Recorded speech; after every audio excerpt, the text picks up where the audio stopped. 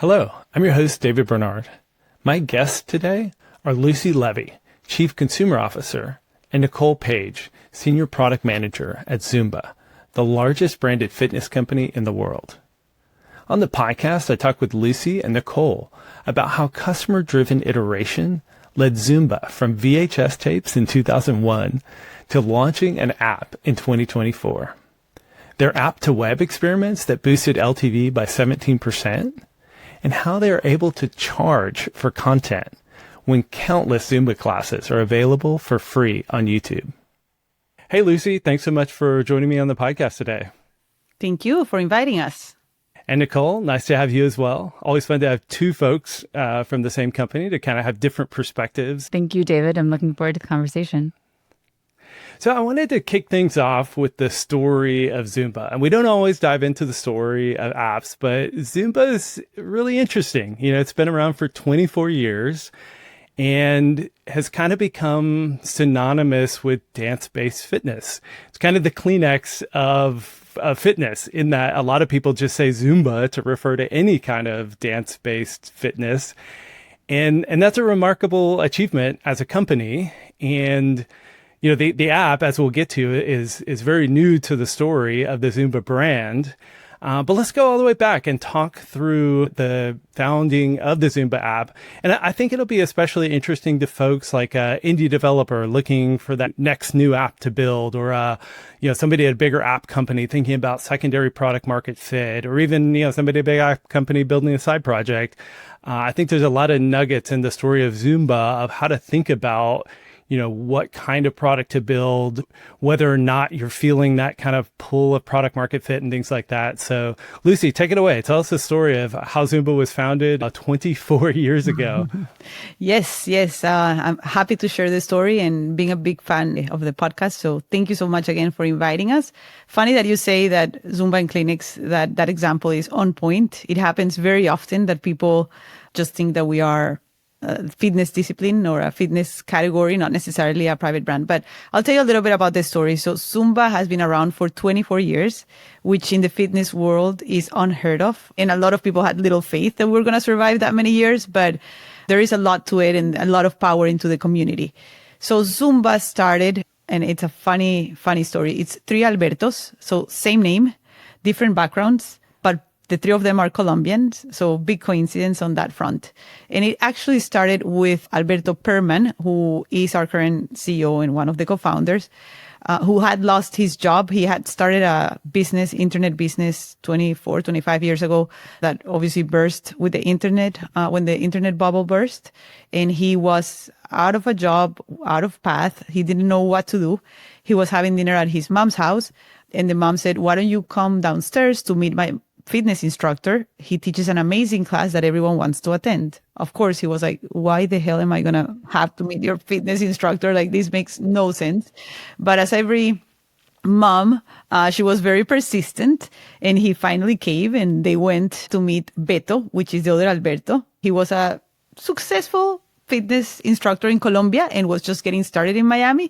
But successful meaning that he had a class that had a lot of people, but he hadn't created a brand or a business around it, right?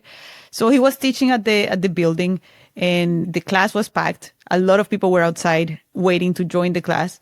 But the biggest insight is that everyone was laughing and enjoying.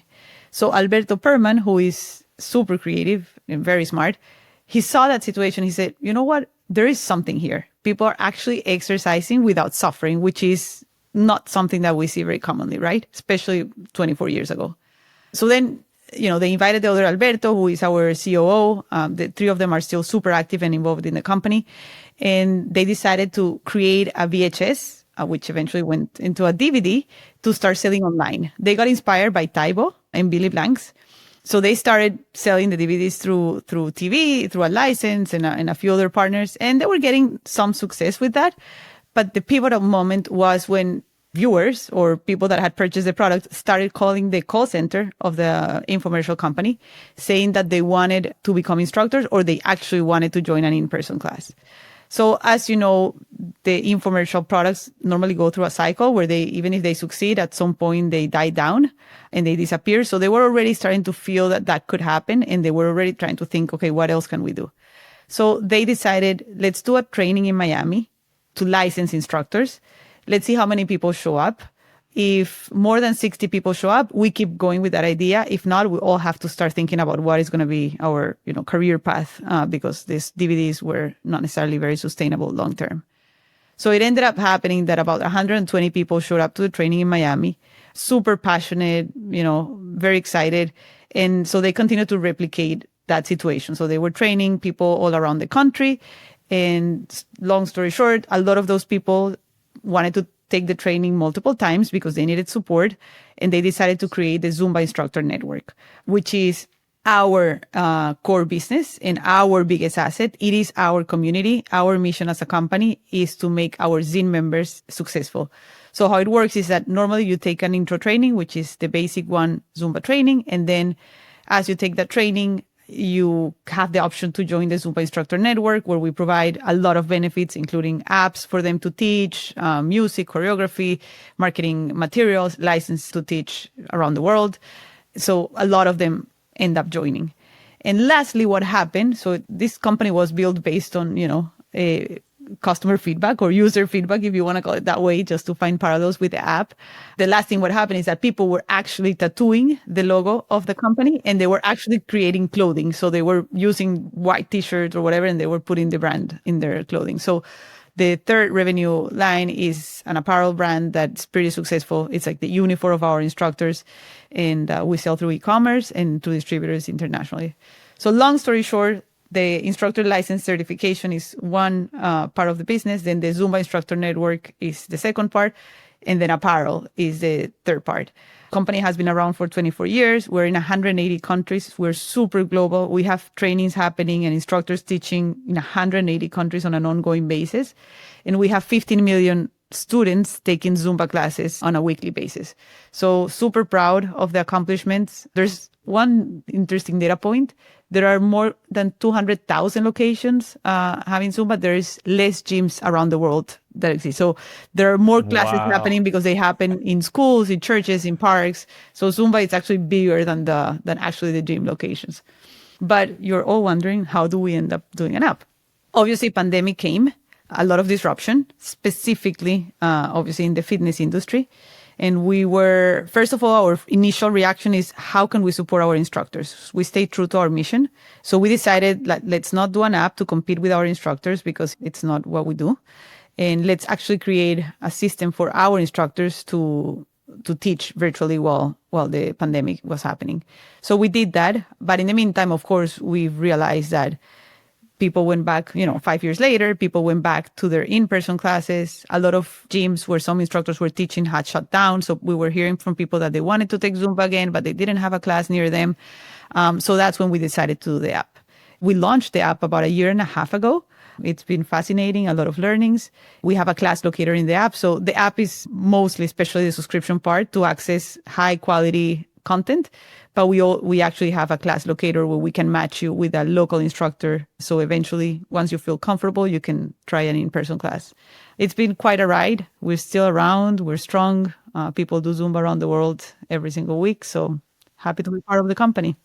Such a cool story 24 years later to now be like one of the hottest, fastest growing fitness apps on the App Store 24 years later. And again, launching an app in 2024 as a fitness brand feels late. You should have had an app in 2010 or 2012. You've been around that whole time. But I think it is really fascinating how mission driven you are, and how the instructors and the classes are so core to the brand. So Nicole, I wanted to ask you, as Zumba started thinking through what could an app look like, how do we do that and not kind of kill what's been so successful for us? How do we not alienate our instructor? What was the thinking behind all of that? How the product came to be after the pandemic, and as you started thinking that you really did need to build an app? Yeah, definitely. So we actually at Zumba, we have a lot of experience with apps because we have a number of apps that we've built for our instructors. So we have a lot of apps that their instructors use to put together their playlists, to teach their classes, to organize their social media. But during the pandemic, when we realized that we needed a way to bring Zumba to people around the world who weren't able to participate in the classes during the pandemic, we started doing a lot of research, and we went through many iterations for the app, and we tested a lot of hypotheses during this research. But the one that we found was that a lot of people wanted to do Zumba, but they were a little shy, or they had been out of fitness for a while and they didn't feel comfortable going to the classes. So the niche that we found ourselves in that would also help our instructors was get beginners, get people who are coming back to fitness, get them into the Zumba app, get them comfortable with doing classes, and then eventually they would go and they would find an in-person class. So that was really our sweet spot. And we continued to interview. We talked to a lot of instructors. We talked to a lot of potential students, and everyone was telling us that they want to get comfortable with the classes first. They want to feel like they're confident so they can eventually go and find a class.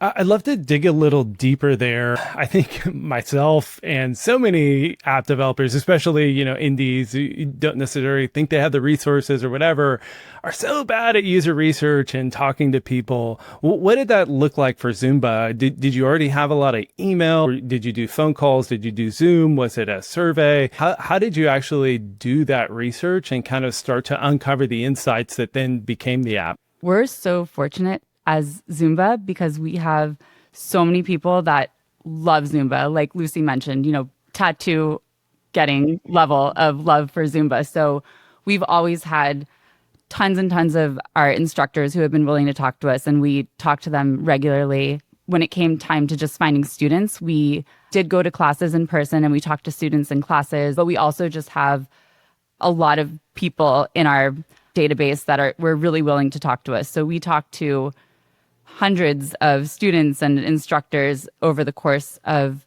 the app development, also way more than that in surveys. So luckily, people are really willing to talk to us. They want us to make Zumba better for them. So it was always really easy for us to find people to talk to. And we got them on Zoom, we got them on the phone. We did a lot of different kinds of interviews where we would do structured interviews, but we also did things like a study where we tried to get them to do more workouts throughout the week, and we kind of just treated it like a check-in, and we would let them talk to us and not ask them as many questions. So we did a lot of different iterations and got a lot of great feedback that helped us shape the app. Very cool. As you were doing that research, how did you think about, especially as you kind of honed in on, beginners and people returning to fitness being where you needed to focus, how did you think about not over-indexing on the diehards, not over-indexing on the instructors who've been with you 15 years, not over-indexing on the participants who have Zumba tattooed on their arm? How did you balance, kind of filtering the feedback of, okay, here's a segment of like diehard, and then, but we really do need to still find those kind of new users to really get that fresh perspective in addition to the diehards?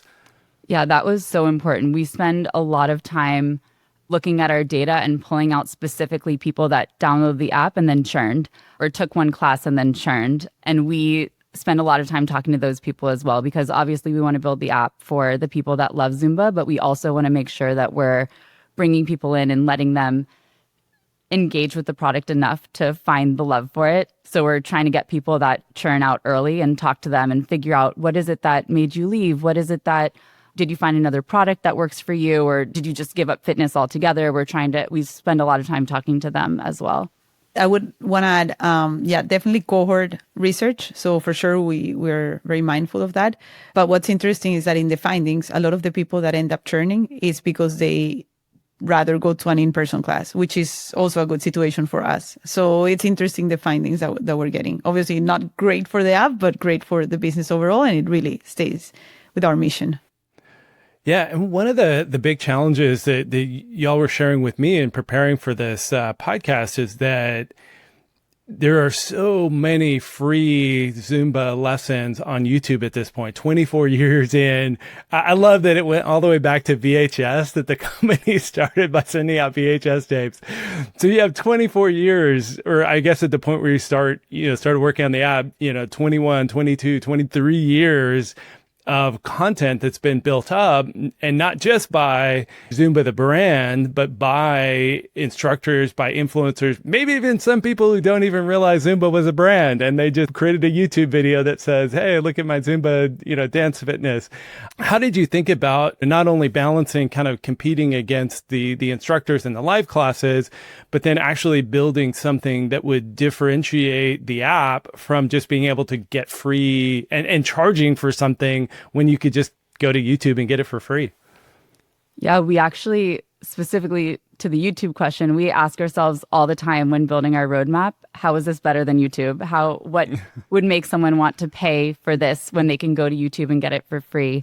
And one thing that we learned as we built the app, as we experimented with different features, was people were looking for and were willing to pay for a guided experience, not just a content repository. So one thing that we built and tested last year was programs. So instead of just dropping them into the app and giving them a bunch of content to choose from, we started developing goal-based programs. So as they came in through onboarding, we asked them about their goal, whether it was weight loss, getting started, just having fun, or reducing stress. And then we would build them content packages or programs based on their goal. And it gave people a lot less decision paralysis. They were able to come in, get to a program right away, get guided through the classes that were the perfect fit for them, rather than having to sort through content, which is what they have to do on YouTube. So once we built programs, we saw a huge improvement in our numbers. People that joined programs were watching 2 times as many videos as people that weren't enrolled in the programs. Our month-to retention went up. It about doubled for people that joined programs. So we saw that this was really a differentiator for us, and we continued to build from there, releasing more programs and building more features that reduced this choice that users had to make when they got into the app. Yeah. It's such a fascinating thing. I mean, so many apps are competing with other apps, but you're also competing with YouTube. You're also competing with yourself, but also really cool that it's a broader business, that you can find success as a business if somebody uses the app a few times and then starts going to the live classes that still benefit the business. But that differentiation is key. Like, what is it about the app that differentiates it from other fitness apps, from free YouTube content, any other kind of like key insights or features or things that were kind of aha moments for the Zumba team as you were building this out that really became those kind of core valuable pillars that people were willing to pay for? A lot of it for us was quality and making sure that our content was super high quality. The feedback that we got from users was that when they went to YouTube, there was such a wide range, because anybody can post a video. And like you mentioned, they don't even have to be doing Zumba. They just call it Zumba. And it's so hard to find what you're looking for. And people would tell us that they would go through 5, 10, 15 videos, and they just don't have the time or patience to do that. So we really focused on high quality content, and we did a lot of research to figure out what content it is that they wanted. Beginner content. In the beginning, we had a lot of really varied content. We still have a lot of varied content, but we learned from users that a lot of people are looking for beginner content because they're just getting started. They're getting back into fitness. So we started really filming a lot of high quality beginner content that can get them started.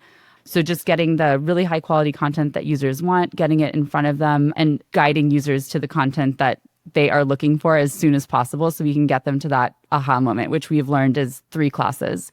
So we see that once users get to 3 classes, they're much more likely to stay with us. So they really have to experience a little bit of it, and then they stay and they love it.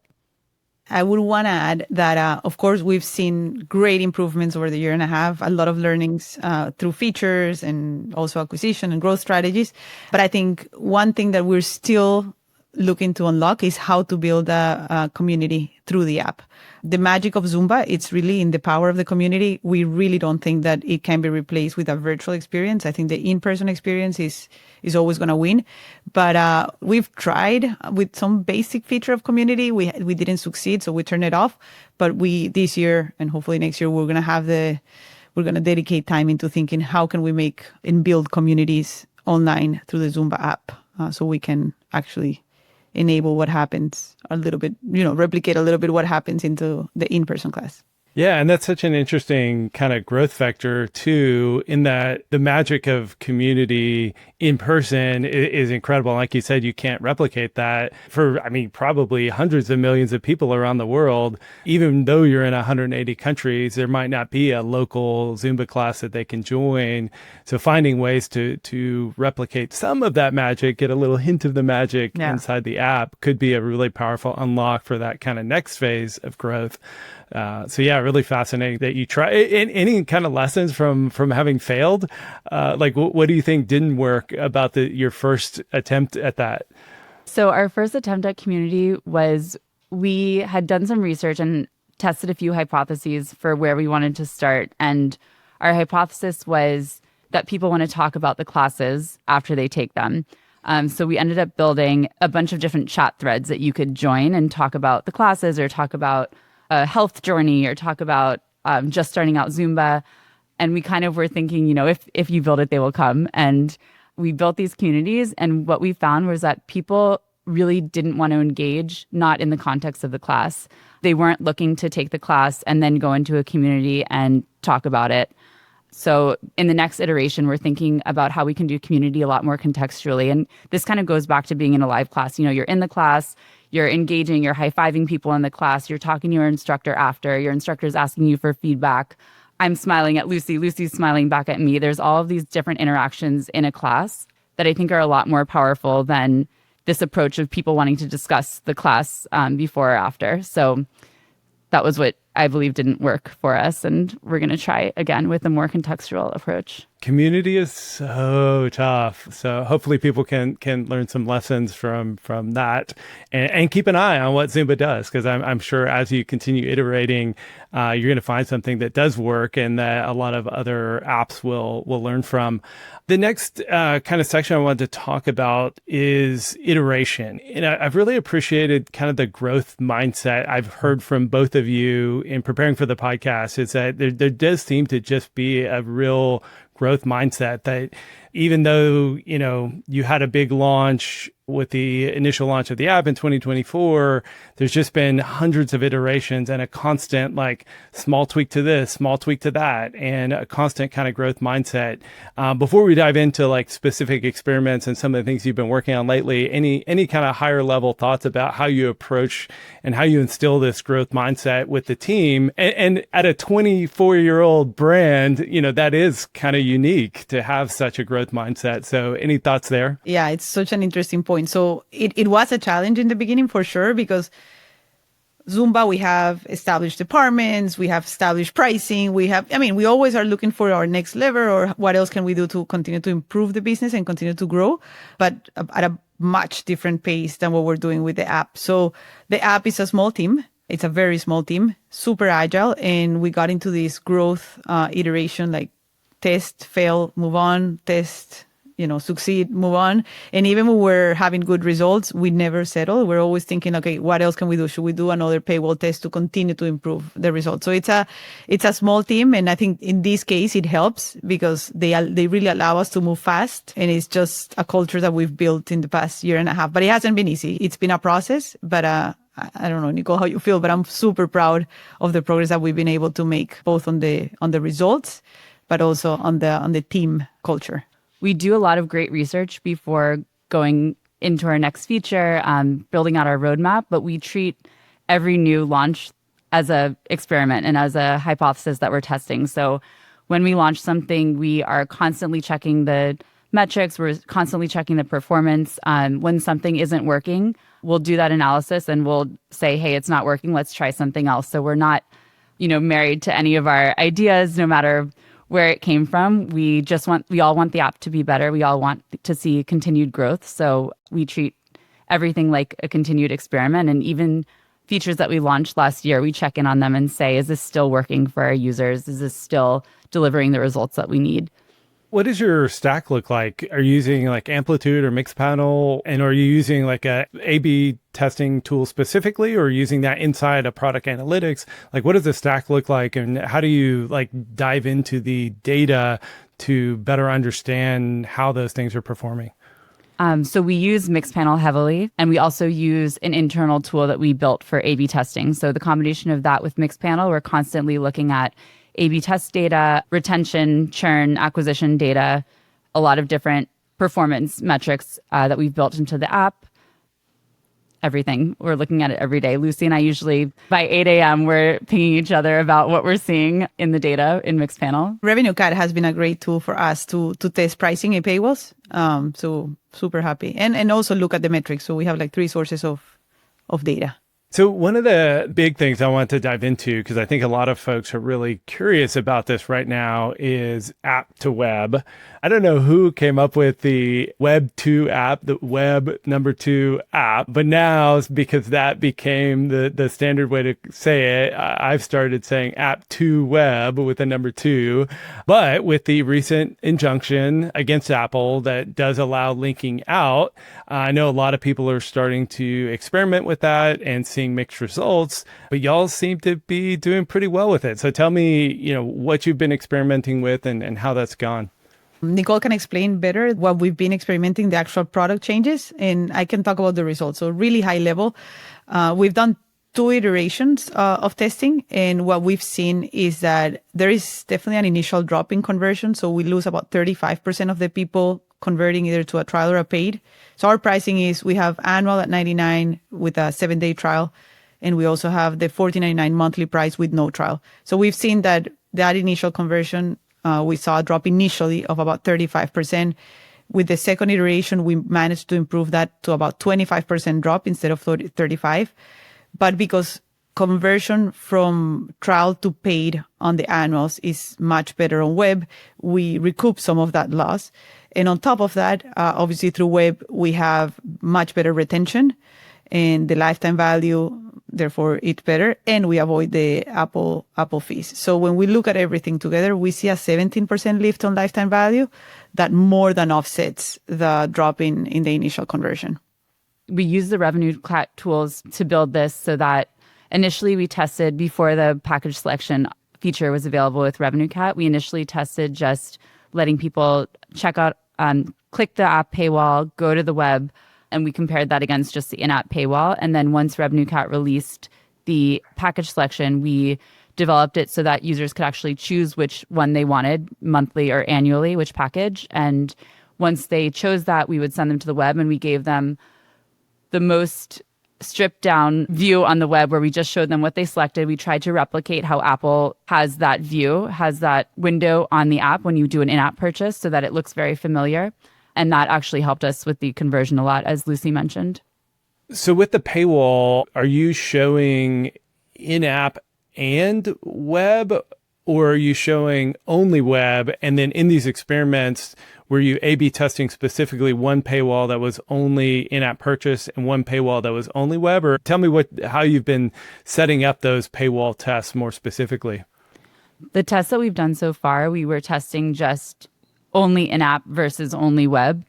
Lucy mentioned we're still continuing to improve on this. So even though we've seen a big jump in our lifetime value, we know that there's still room to improve the conversion that we see drop when we send them to the web. So in the future, we're talking about testing some other approaches. For example, a paywall that allows them to check out either they can choose between checking out on the web or the app. And we're also thinking about some other experiments to try to improve the conversion. Gotcha. So then the way the paywall currently works now with the package selection would be that it looks like a standard like in-app paywall, right? So you have monthly selector, annual selector, and then you have the call to action button of, check out, continue, subscribe, whatever that. Actually, I'm curious, what's the call to action on the button that you've landed on? Oh, we've landed on Start Today. Start Today. We've tested a few different ones, and Okay. Start Today seems to be motivating for people and also hopefully encourages them to actually go and try their first class. So that's where we are right now. Gotcha. Okay. So then package selection, and then a big button that says Start Today as your call to action. And so when they tap Start Today, it bounces out to Safari. But then that page on Safari is super stripped down. No more package selection, no other options, just checkout button? And then what are you using on I guess Zumba, having been around 24 years, you already had a payment system and other things that you had built out on the web. But are you offering Apple Pay, or what is that web checkout experience like? We use Stripe for the web checkout experience, but they can also pay with Apple Pay or Google Pay. And one of the optimizations that we've made that we've seen help us a little bit with the conversion is we default to what we see that the user has available. So if they have Apple Pay, we'll default to that one selected first. If they have Google Pay, we'll default to that one first. And if they don't, then they'll just see the credit card option.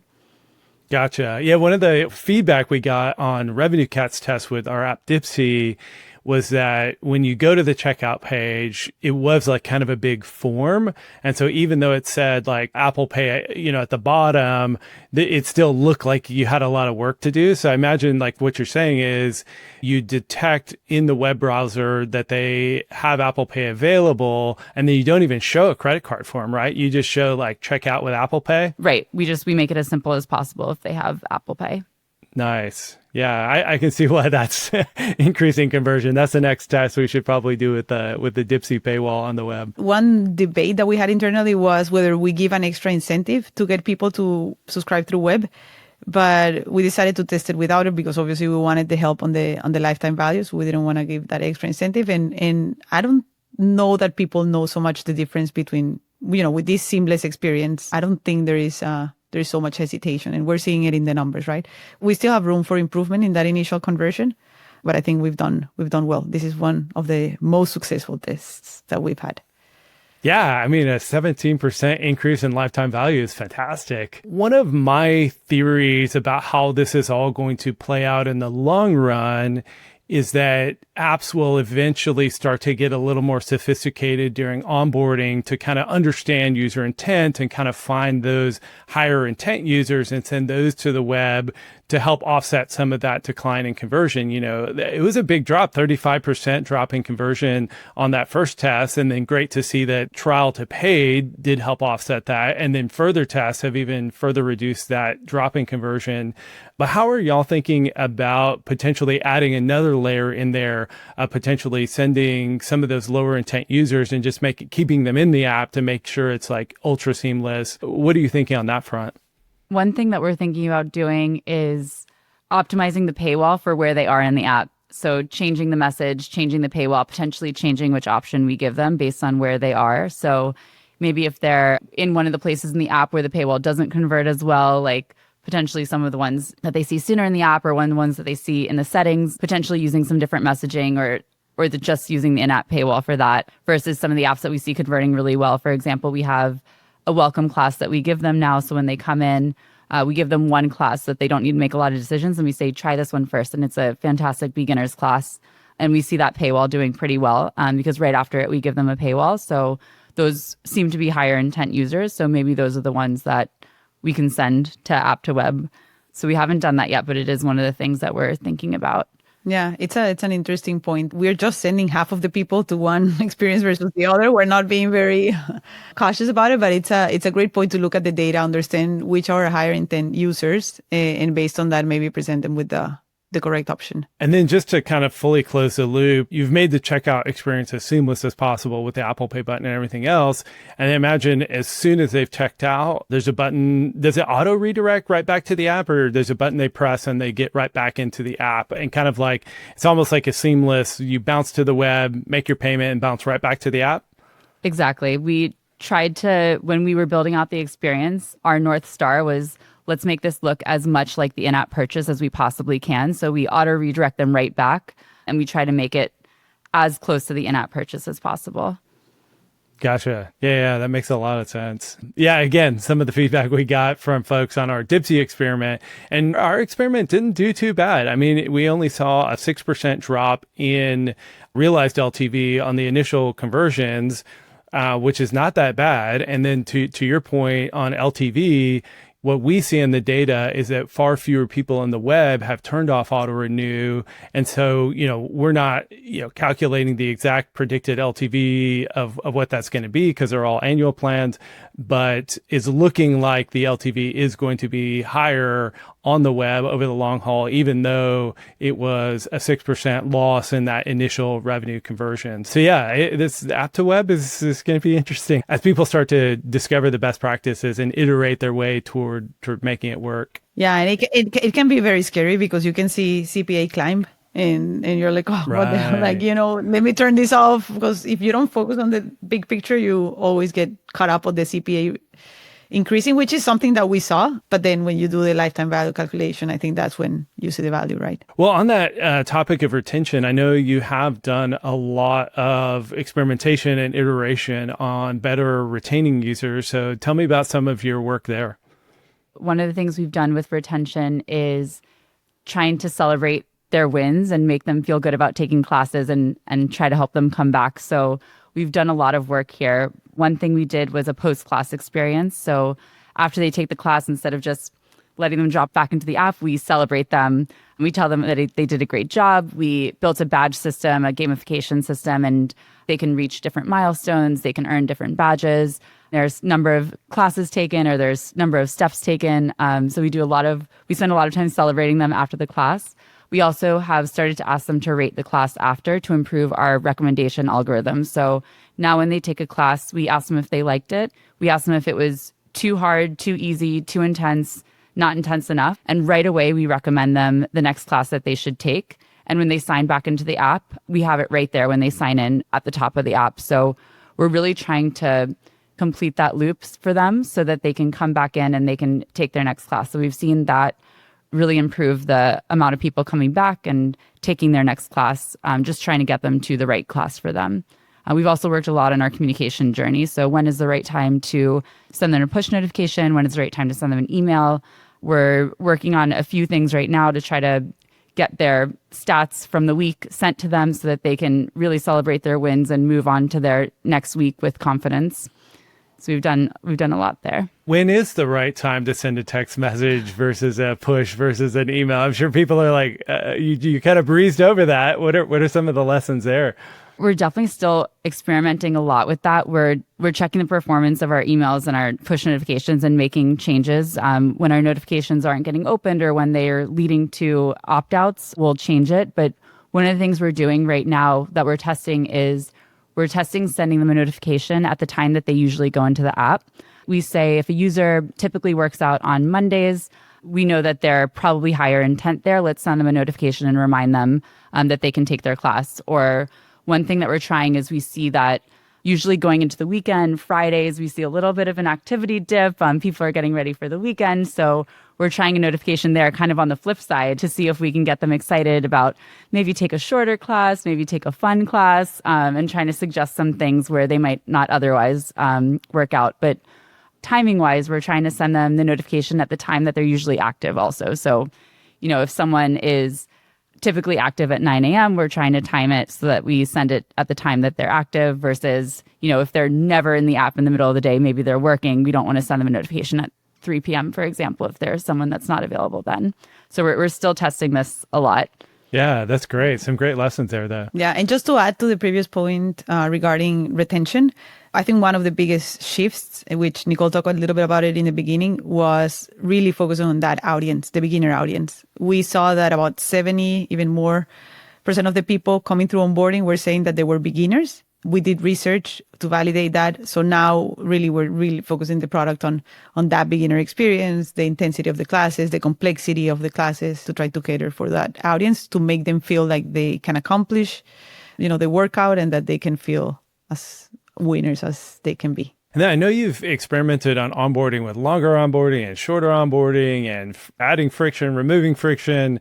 What are some of the lessons there in onboarding that you've learned? And then how have you continued to optimize that towards those down funnel metrics and that longer time horizon? Yeah, definitely. I think this was a lesson in just challenge all of your assumptions that you have, because for a while in the beginning, we were operating as if it was just best to get the user to the paywall as quickly as possible, get them into the app, into the paywall as quickly as possible. But we had a hypothesis about longer onboarding, and we started experimenting with guiding the user through an onboarding experience that kind of got to know them a little bit, also gave them some interstitials during onboarding to show the value of the app, And we saw that that onboarding experience actually led to a much higher conversion than without having the longer onboarding. And it also gave us the ability to personalize what they saw right when they got into the app. So we asked them a little bit about what they were interested in, about what their level was, and we were able to recommend them a program before they even saw the app. And doing this just helped them see that we're listening to them, we know who they are, and we have what's right for them in the app. That greatly increased our conversion. And I think it was a surprise to a lot of us that we introduced friction, but it really did help us. And one thing we did after introducing the long onboarding was we actually introduced a paywall before the users even got into the app, which was another assumption that we challenged, was that, oh no, they definitely have to see the product before we show them the paywall. But we were able to build enough value perception into the onboarding experience where we showed them a paywall right after onboarding before they dropped into the product. And that really helped with overall conversion as well. I heard one of you mention that you now just give away one free class. Where did that come into the mix, and how do you introduce that in the onboarding funnel, and whether they start a free trial or not? I guess just to better understand as well, is the app kind of hard paywalled where you really only get that one class unless you start the free trial? No. So you can have that free class without necessarily having to start the free trial. We do get a lot of feedback still about users, again, because Zumba is so popular, saying that they want more free classes. So we always have this internal debate of like, should we just keep it to one class, or can we give them access? And I'm always pushing back because obviously I want the LTV to CAC ratio to always work. And I'm always pushing back saying like, let's just keep that one class, focus that class on beginner, and try to get them to start their trial, because they also have an option to navigate the entire app and access all the classes if they wanted with their free trial. So that's why we landed on that one class. Normally, when they go through onboarding, they see the paywall. A big percentage of them convert, but then the other big percentage that doesn't convert has direct access to that free class. If they choose to take that class, whenever they cut it off, even if they don't go through the entire class, we present a paywall. So that's a paywall that, as Nicole was explaining before, maybe we can contextualize it a little bit more because we get hundreds of thousands of views in that class, and we can do a better job at converting people from that experience. Is that one class the same for every user, or are you actually using the personalization to personalize that one free class? The one free class right now is the same for every user. The reason we did it like that is because the class is a Zumba 101. So no matter who they are, even if they take Zumba, it's a really good introduction to what you're going to see in the app. So it shows the basic steps. It kind of gets them familiar with the app format, content. So for right now, we're showing everyone the same, but I think it's definitely a possibility in the future that we personalize that welcome class as well. Yeah, I just wanted to add, as we are trying to prioritize the roadmap and what else do we do next, as we're seeing more than 75% of the people coming saying that they're beginners, the Zumba 101 seems like a good fit for the majority, but eventually I think there could be more room for personalization. Yeah, or even 5 different Zumba 101 classes where it is still a Zumba 101, that maybe it's just a little more focused on the different aspects that people are looking for.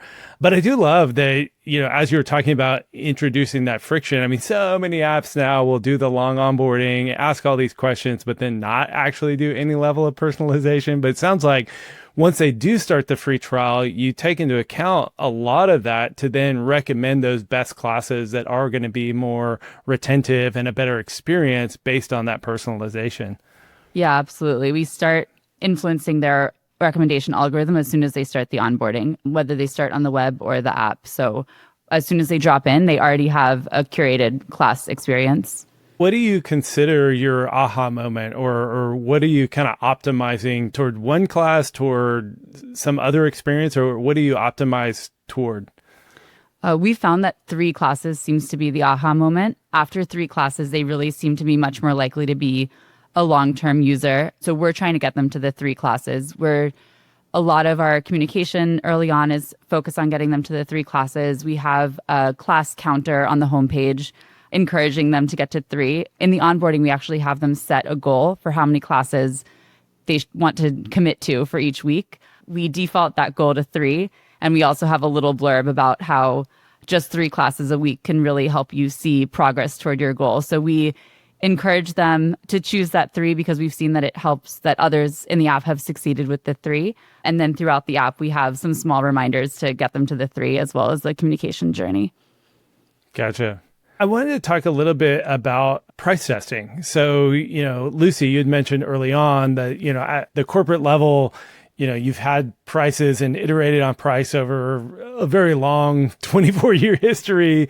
How did you approach price testing in the app? And what are some of the lessons you learned there? Yeah, for the core business, we were super careful with pricing. So we hire research companies, pricing study companies, and we take years before we make any change because we already have such a large community. For the app, we started with research on what we thought people were willing to pay. But as you know, once you're live, it is completely different than the research. You try your best, but things can change. And that's when the culture of like testing and iterating really matters. So we started with the monthly and the annual plans, but both of them were free trials. We believe in the beginning our monthly price was $19.99 and the yearly price was $129, and we were seeing like really not great conversion. So we started to iterate. We use Revenue Cat to A/B test different pricing packages, and after a lot of different testing, which I still think that we have room for improvement, we are now at monthly $14.99, no free trial, which led to great results. So I highly recommend it for anyone that is hesitating. Definitely try it. And then contrary to many fitness apps, we just give a 7-day trial on the annual plan. A lot of apps give 30-day free trials or even 14-day trials. But we saw that, getting them to a shorter trial led to higher commitment, higher engagement, them rushing into giving it a try. And we actually didn't see a drop in conversion. We saw a huge improvement in conversion from trial to paid. So when we started with the app, about 30% of our users, even a little bit less, were choosing the annual plan, and the conversion was in the 30s from trial to paid. At this point, we're getting about 60% of the users choosing the annual plan and about 56% conversion from trial to paid on the annual. So nice. Yeah, and it's a combination, right? It's not only the pricing or the packages, it's the app to web, and it is the first time user experience and the beginner content, and it's exciting to see how everything combined really can lead to good results. Yeah, and the nice thing there too is without the free trial on the monthly, then you are getting $15 up front from the users who are choosing that, which I do think is fair in that, $15, you'd pay that to go do your first Zumba class in person or whatever. And so 25% of the users are paying you up front without even starting that free trial.